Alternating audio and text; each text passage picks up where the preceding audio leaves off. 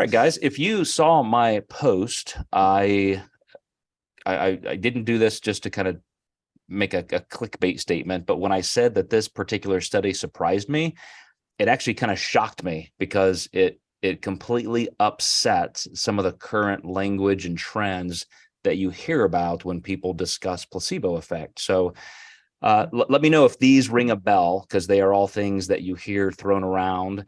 And it's that placebo, just the fact that somebody is not even getting a pharmacological agent or they're not getting a certain treatment, can have up to 40% of the resulting effect. Meaning that 40% of the people, may actually be getting the placebo, and yet they report like, wow, I feel that it's working. So there's just a lot to that. And there have been some science-oriented podcasts recently that have really picked up some extreme stories of people who knew they were getting placebo, and yet they like, I know this is not real, but I swear to God, like, it's working. And as soon as you go, even though I know I'm getting sugar pills, like as soon as I go off it, I start getting those symptoms back. And so that could just be weird coincidence back and forth. They've even done studies where they do pretend surgery on people. So they will literally like cut somebody's knee, stitch it back together, and they think, that patient thinks they had surgery, because with this MRI, here's this torn meniscus, they think they had surgery. And the same amount of people report relief of symptoms and improvement than the people who had the actual surgery. So there is so much of that stuff flying around that it almost has made clinicians feel like, well, maybe we shouldn't treat people as often. Maybe our first line of treatment should be just lying to them, telling them we're doing this, and maybe a lot of people don't need that much intervention. So along comes this study, and it is a few years old, 2014, where they wanted to differentiate a couple things, because the researchers said, as we dig into this as a literature review, it seems like almost every single study on placebo effect has to do with pain. And they wanted to see if it carried over into more mechanistic issues, like, could it help you lose weight? If you have asthma, could it help you breathe better? Are there physiological processes that could be improved also by this placebo effect? So the one thing I'll get into a little bit of a bias potential conflict, just something to be aware of by where this study was done and so forth toward the end. But in mass, I think it was really, really done well. And I'll explain that as we go here. So this is in Portland, Oregon. They sent out a solicitation and just said, hey, we're going to do a weight loss study. Anybody who wants to be involved in a weight loss study, come on in. So as we've talked about in the past, you have to kind of think about that selection criteria. Who are you almost biasing for? These are probably motivated people, because if you're going to participate in a study, usually you're getting something of value. Like, I'm going to get, like, this is a free study. I may get paid for it. That's often part of a study procedure. So they're pretty motivated. Not to say that taints the results at all, but these are people who really want this. And I say that because when we're talking about placebo, that's a big part of the psychological effect of placebo, is the buy-in. Like, wow, like I'm going to do something. It's going to be great. I'm investing my time. I'm getting something. This is a good opportunity. So 834 people responded. 243 actually came in for the full assessment because they required an in-person physical, and 114 met the criteria. So it was still a decent size, 114. That's not huge, but part of that process that I lay out here, I just show because it tells me that the study was pretty serious. They're not just taking anybody in off the street. They wanted these people to be above 21 years old, no higher than 60. So age-related comorbidities were kind of pushed to the side. They specifically wanted them above 30 BMI and under 45. And above 30 means you're probably clinically obese. If you're all the way up to 40 or 45, you could be 100 pounds overweight. I mean, that's a pretty solid range. They wanted all of these people, and this is part of the inclusion criteria, to have metabolic syndrome. So blood pressure had to be high and or cholesterol high, blood sugar, things like that, but not to be in an active disease state treatment. So you can't be, you can't have the diagnosis of congestive heart failure or chronic COPD or something like that. It's just, you're kind of on the edge. Metabolic syndrome means, matter of fact, I will tell you, the average person here, their blood sugar was 105, their average cholesterol was 210. So, these are people who were over those lines in terms of metabolic syndrome. So I would say one of the things that they were trying to do is really pull people in that were definitely going to have some issues there in terms of potential, health. They really had room to move. Sorry about this, guys. I'm skirting along here, the chat box. So by the end of the study, 30 actually dropped. So they went from 114 to 30. The actual age, the mean was 49. They ended up with almost 90% female. I'm not sure that has any bearing on the outcome that we talked about here in a few minutes. But the average BMI was right there in the center, 37.5. And if you wanted to see some of those things, I put, see the study. I didn't want to get too far into the weeds there. But this is what this looked like in an organizational chart, how they, had that many people who responded, how they enrolled, how many actually came on board and started the participation, which was 114. Now, this is where I wanted to show you, and the next slide breaks down a little bit. They put all the people randomized in one of three groups. One of the groups, they said, you are getting the drug. Like, we're giving you a supplement, and here's what it's going to do. I'll explain more, like I said, on the next slide. But one group, that was high buy-in. You are getting the supplement. No two ways about it. You're getting the supplement. Group two, they said it's 50-50. You're not going to know. You may get it, you may not. So they were kind of up in the air. And then group three, they said, you're not getting it. Like, you are the control group. We're not giving you even the placebo. You get no capsules, no pills, no supplements, no anything. I've not seen that done. Like, that's a really good design, I think. Most of the time, placebo is controlled for just by saying, we have this group too. You may get it, you may not. You don't know.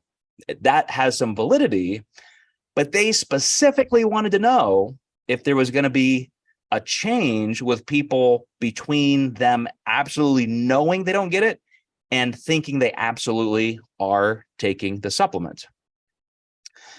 So everybody got baseline visits and instructions. They came in. It was a 12-week study.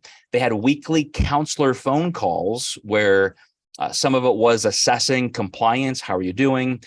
They were given diets to follow, diet information, I should say. They weren't put on a specific diet. That would be counter to the goals of the study. But they were trained how to journal their food, how to count calories, how to be as objective as possible. They were given pedometers. That, again, this was to see, as these people took this supplement that was supposed to help, they were going to see what their behavior and their outcomes really were.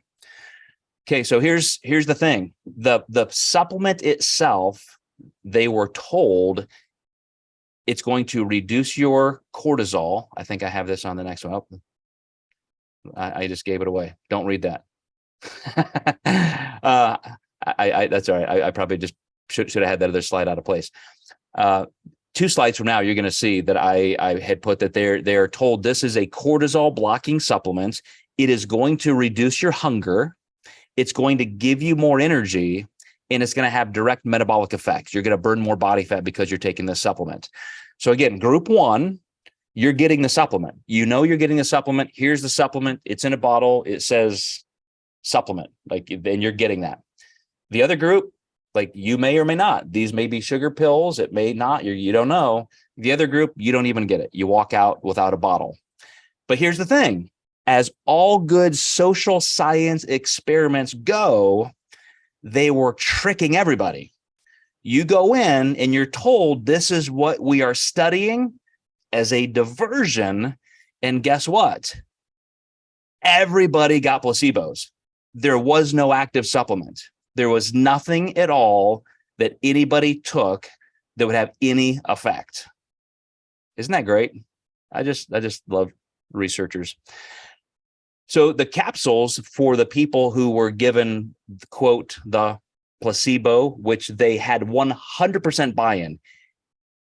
Research group number one, here's the supplement. This is an active supplement. It's going to block cortisol. It's going to reduce hunger. It's going to reduce cravings. It's going to increase energy. It's going to directly help you burn more body fat.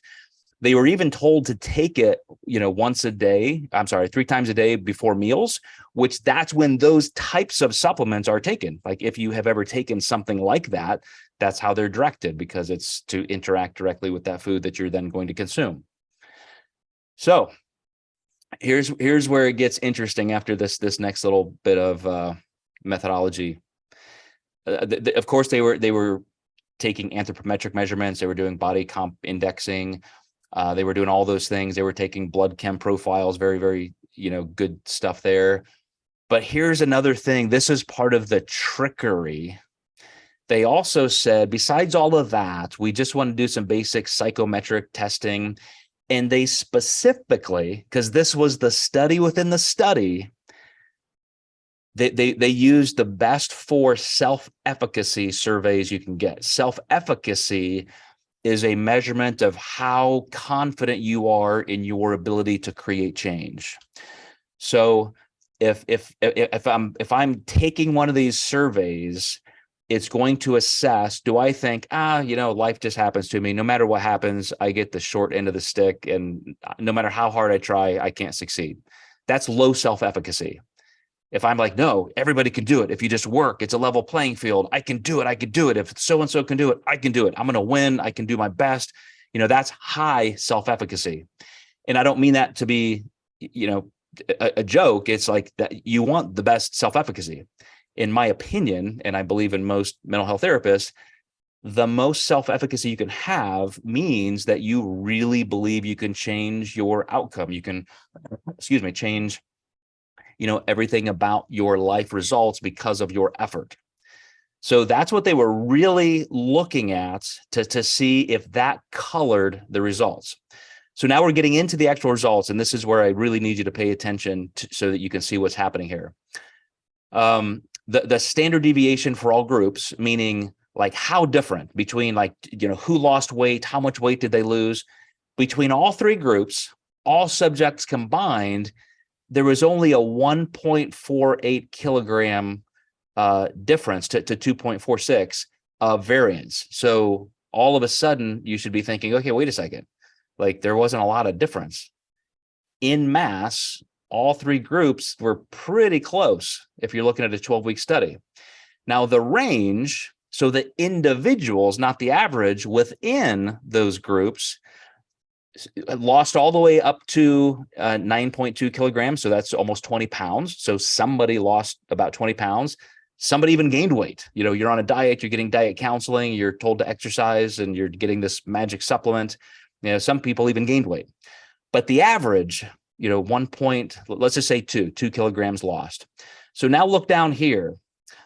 These 3 groups. So group number 1, which I don't know if you can see my cursor, these were the people who were told, you got the supplement, like you guys are on it. Here it is. You got the lucky lottery pick here. You guys get the supplement. It's going to change your life.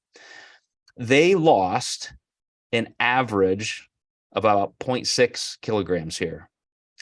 You get it to the next group, like 50-50. You don't know if you're getting it or not. You all get capsules, you all get supplements, but you don't know if you're getting it. They lost 0.6. You get to the average of all 3, 0.9, pretty similar. It's like, wow, they weren't really showing much impact here. Maybe the placebo didn't work. Look at the group that were told you're not getting anything. You get no capsules, you get no supplements, you're on your own. You just got to go gut it out. You got to work. Like this is a weight loss study. You're getting diet counseling every week. You're getting support. You're getting instructions. It's a gift to you. You're enrolled. You should participate, take advantage of it. They lost more than twice as much. Here's the thing.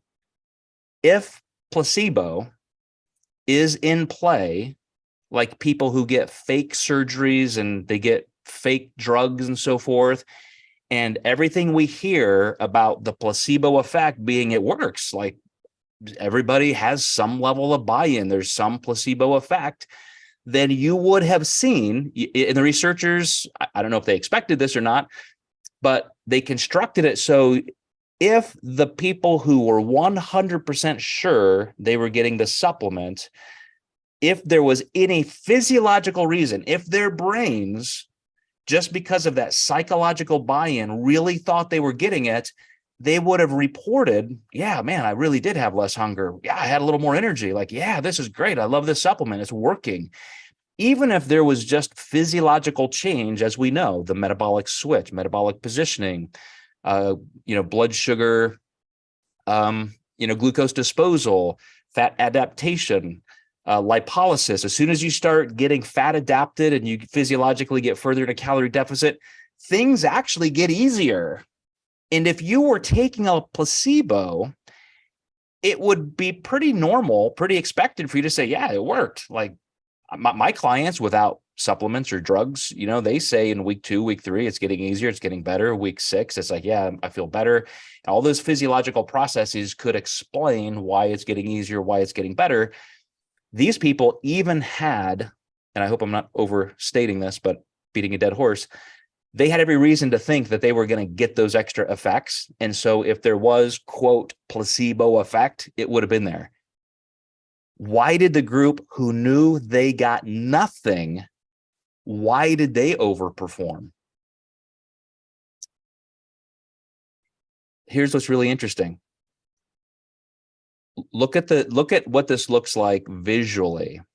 The expectation group. So on the left is exercise efficacy. Like, again, these surveys. How do you feel with your exercise? How do you feel? Is it getting easier? Is it better? Do you think this supplement, which you don't know is a placebo, you think you're getting the real thing, is it helping? When you ask questions in terms of efficacy, it's, do you feel like you're getting better? Do you feel like you're getting stronger? Do you feel like you have more control? The left chart is for exercise. The right is for diet. Do you feel like you're getting this? We're 6 weeks into the study. We're 8 weeks or 12 weeks. You begin getting weekly counseling. Are you feeling smarter and more able to do this? Is your self-efficacy growing? Now, we're not looking at results now. We're looking at how people reported their confidence and ability to continue on. The people who had the placebo, which they had 100% expectation that this supplement was going to work, their self-efficacy went down. The people who were 50-50, like, I don't know if I'm getting anything or not, I don't know. But, the counseling is kind of working, I think, at least over here on the weight, theirs went up a little bit here. On the exercise, they didn't feel like, yeah, maybe I'm not as good at this. The supplement itself, this is a weight loss supplement.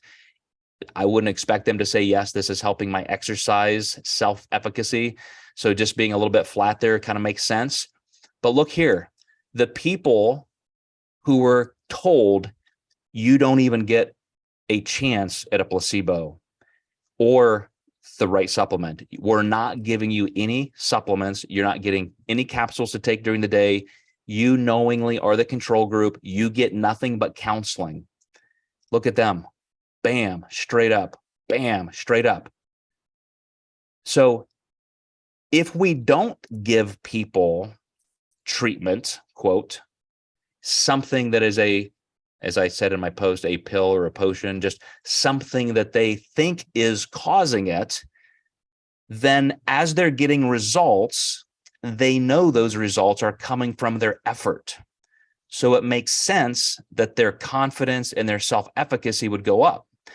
I've told people for 25 years, I don't like you to take supplements, especially right off the bat. Like, don't start a nutrition plan with me and start taking all kinds of supplements and so forth, because then you're going to think any progress is because of those. And I want you to know it's because of your hard work. And I know it will be. Like, no supplement is going to outperform what your behavior does. So that was huge. And that's the big surprise. There was no physiological placebo effect. That's a discussion point we're going to talk about. Pain studies, things like that, maybe, but a direct physiological, even the power of your mind, as we talk about with placebo. Well, maybe we've just really tapped into the power of a brain hack, and our physiology really did change just because of our brain. Some studies may show that. I wouldn't say they don't, but this one sure didn't. And what they did show was that you reduce people's self-efficacy if you give them the crutch of even a supplement for weight loss. This is specifically a weight loss study that may or may not work. So now here is the funniest thing I think I've ever seen. Let's look at adherence first, that first paragraph. No significant differences were detected between groups on adherence for the weight loss program, whether considering increase in steps taken or change in calories consumed per day, because that was part of the study. They were journaling their food and so forth. No group differences were found in adherence to the research protocol, including completion of the food diary or the records. So again, everybody just kind of went through, and this is good. Like, we would want to see that this is actually a testament to the construction of the study, that everybody, all groups, just really followed instructions. They all had the equal amount of adherence and compliance. But again, if placebo was really having an impact, success begets success, maybe I would have felt like I was getting some extra advantage.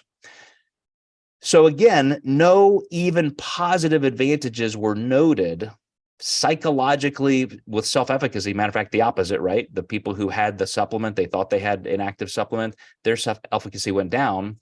But look what happens in terms of adverse effects.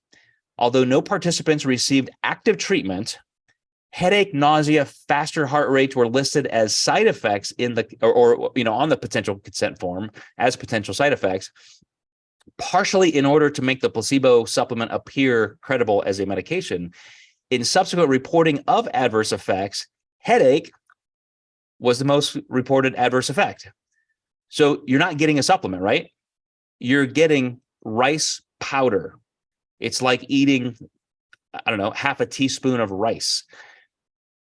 And yet 16 people said, oh man, this supplement gave me headaches. Like, wow, that stuff was awful. I got headaches. Other people said it caused them gastrointestinal problems. Other people said it caused nausea, faster heart rate, increased thirst, anxiety, acne, memory loss. 4 cases were even reported to the university, the supplement's causing me arm pain, mouth pain. I have a fungal infection. It's this supplement. It's this study.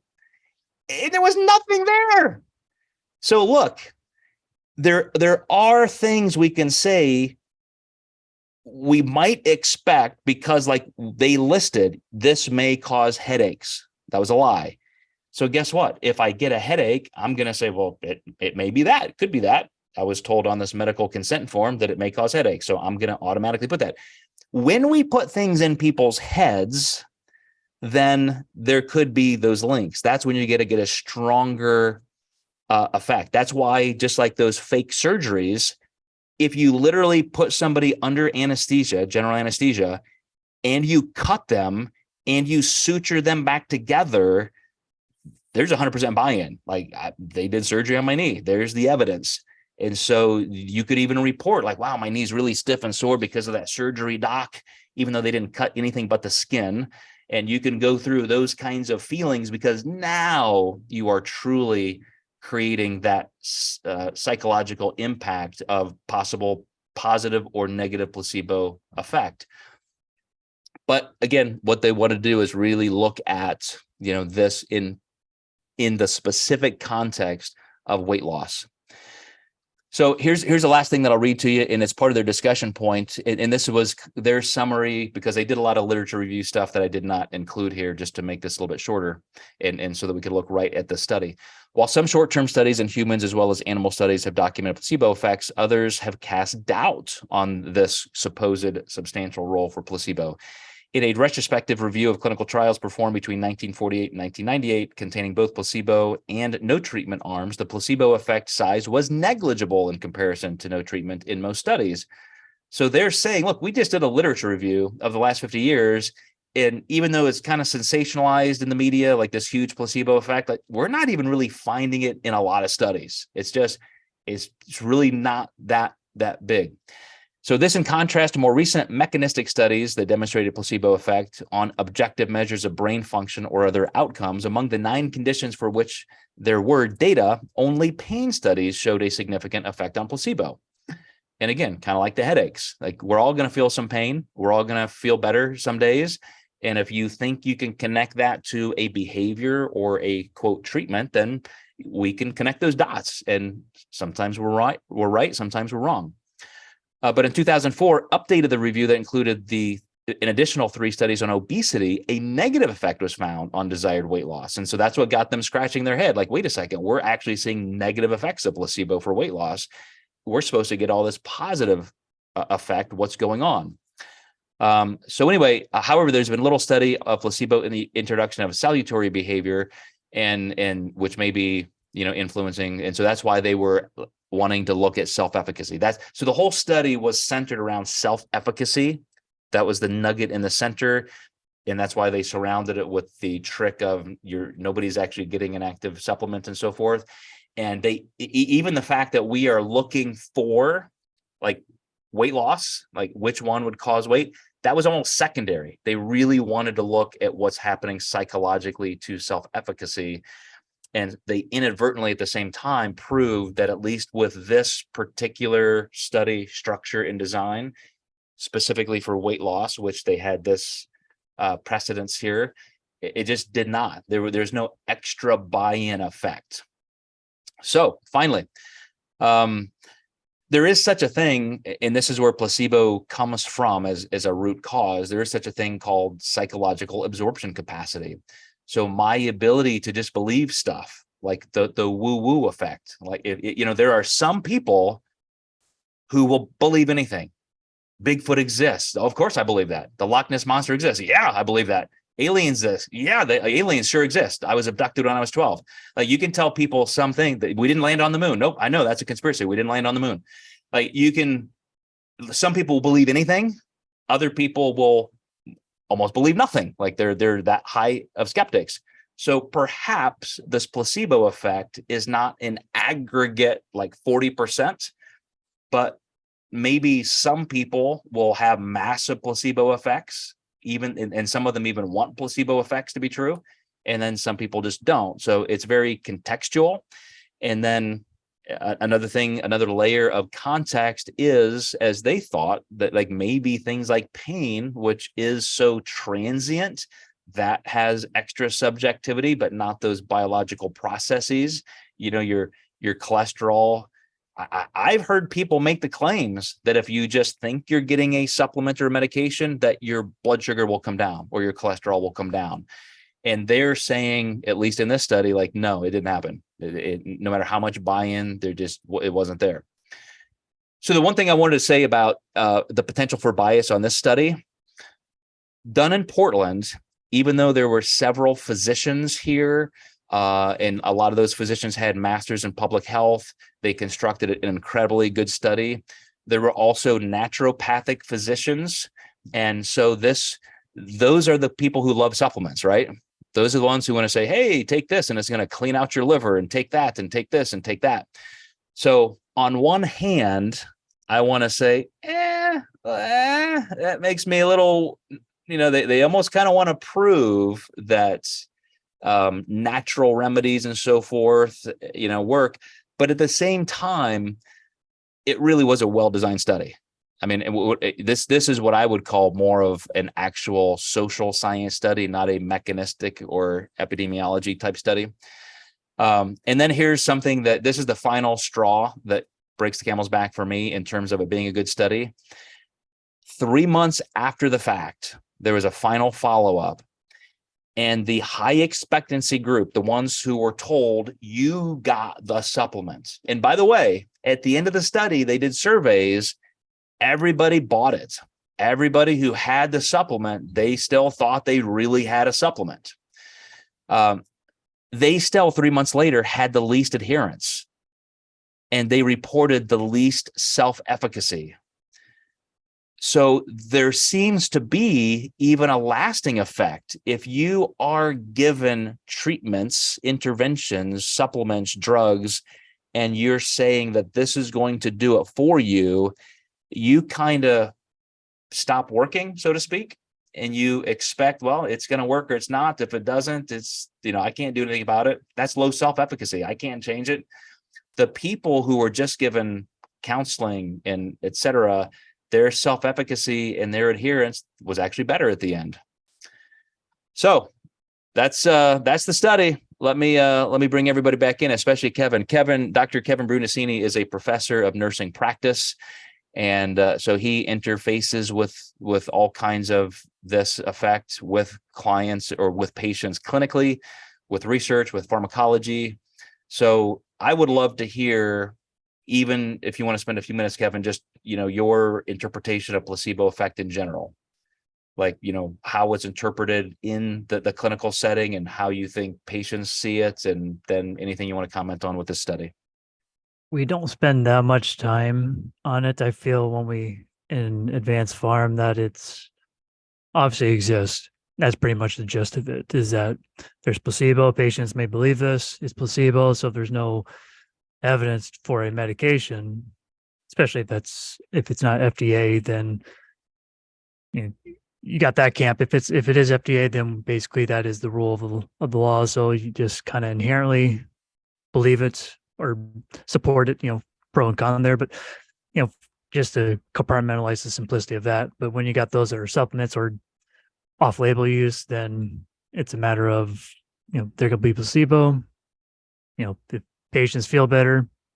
The best responses, to each their own, with as long as it's not dangerous, to each your own. Just, it's not panacea, as long as they understand that, fine. But clinically, most clinicians will just say you're just stupid and stop it, which is maybe true, but it's not appropriate.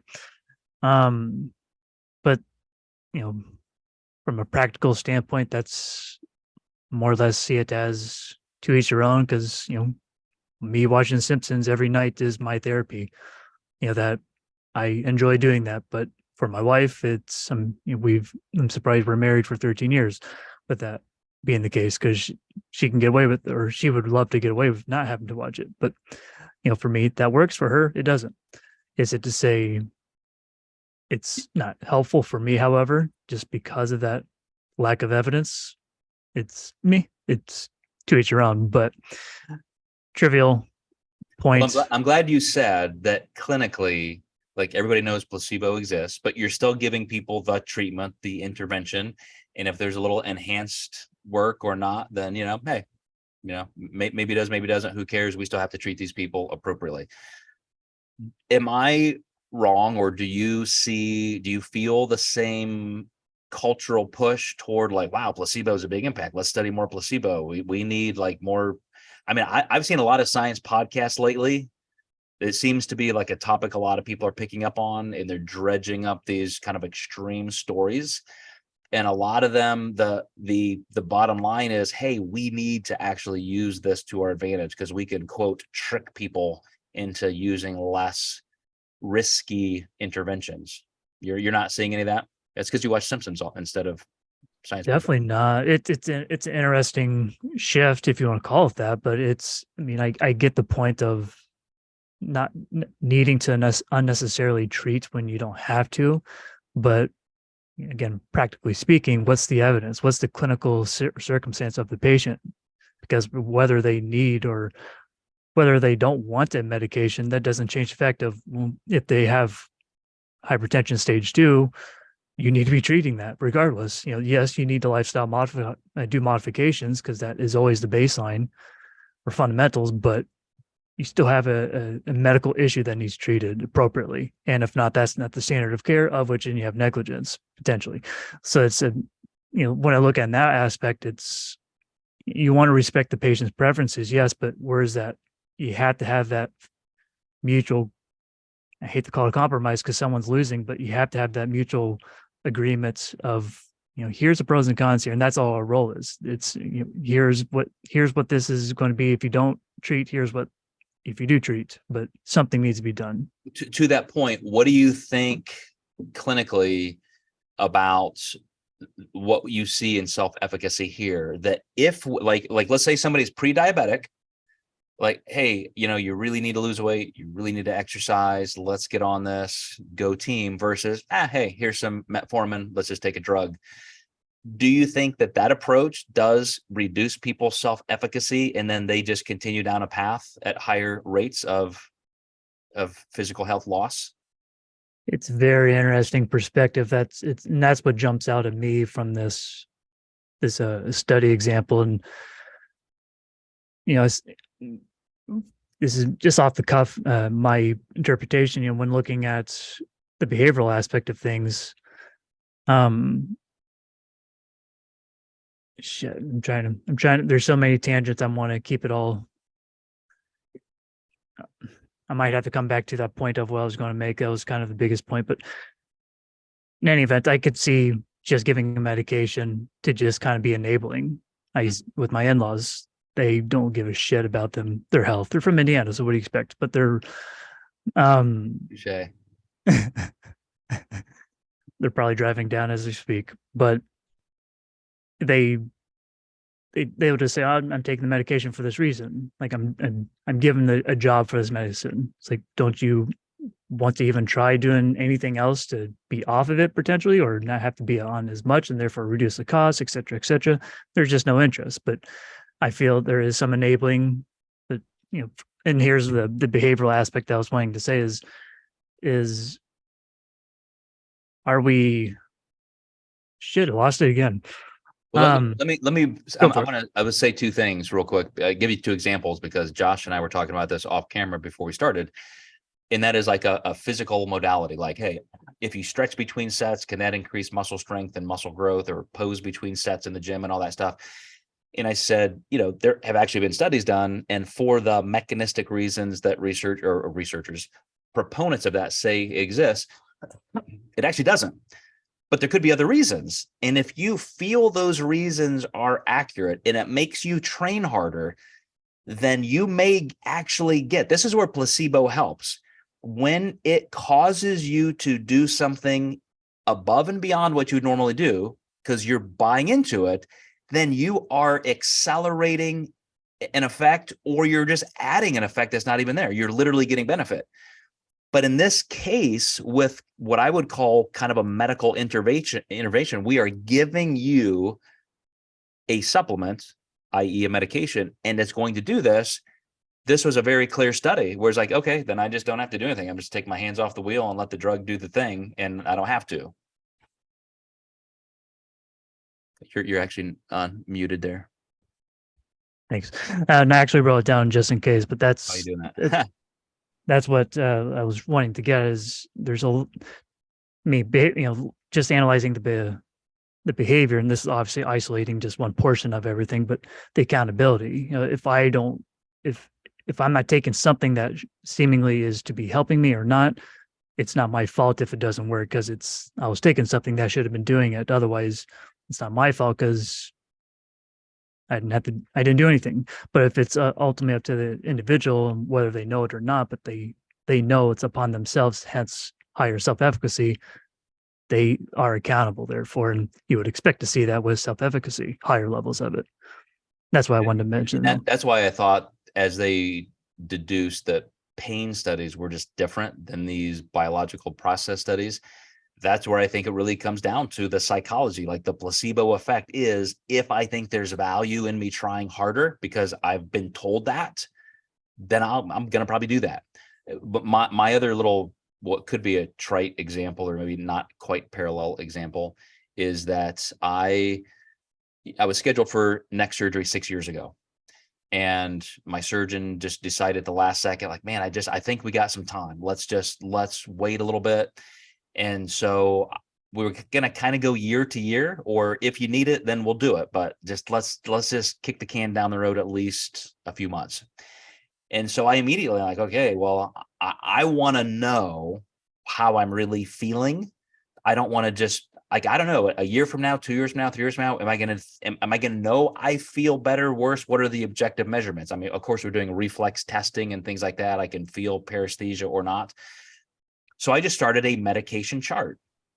If I take a Tylenol or an Advil or a hydrocodone or a muscle relaxer or an Excedrin migraine, like I put it on a chart.